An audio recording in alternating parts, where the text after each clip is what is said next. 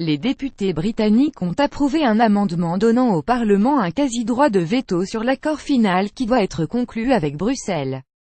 Theresa May devrait arriver triomphante, jeudi 14 décembre à Bruxelles, où débute le Conseil européen qui doit donner son feu vert à l'ouverture de la deuxième phase des négociations sur le Brexit, celle consacrée aux futures relations commerciales, la plus attendue par Londres. Elle aborde en réalité ce sommet humilié et en position de faiblesse. Mercredi soir, dans le brouhaha des jours historiques, après 8 heures d'un débat où la Chambre des communes lui a infligé un cinglant camouflet. Contre le gré de son gouvernement, les députés britanniques ont approuvé un amendement donnant au Parlement un quasi-droit de veto sur l'accord final qui doit être conclu avec Bruxelles avant la fin mars 2019, date du divorce proprement dit. Humiliante perte d'autorité, acquis de justesse à 309 voix contre 305, le vote redonne espoir aux partisans d'un Brexit doux, maintenant le maximum de liens avec l'Union européenne (UE).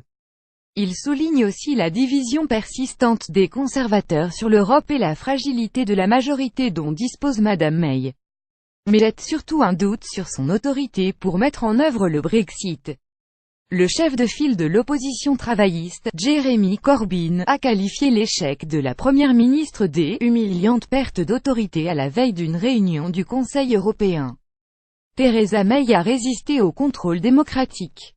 Après avoir refusé d'écouter, elle doit maintenant accepter que le Parlement reprenne le contrôle. « Reprenons le contrôle » était le slogan principal de la campagne pro-Brexit qui promettait, en rompant avec Bruxelles, de restaurer la souveraineté pleine et entière du Parlement britannique. En rappelant la primauté de Westminster, le vote de mercredi soir prend ironiquement les Brexiteurs au mot. Exigence d'un « vote contraignant » proposé par Dominic Grieve, élu de la majorité conservatrice. L'amendement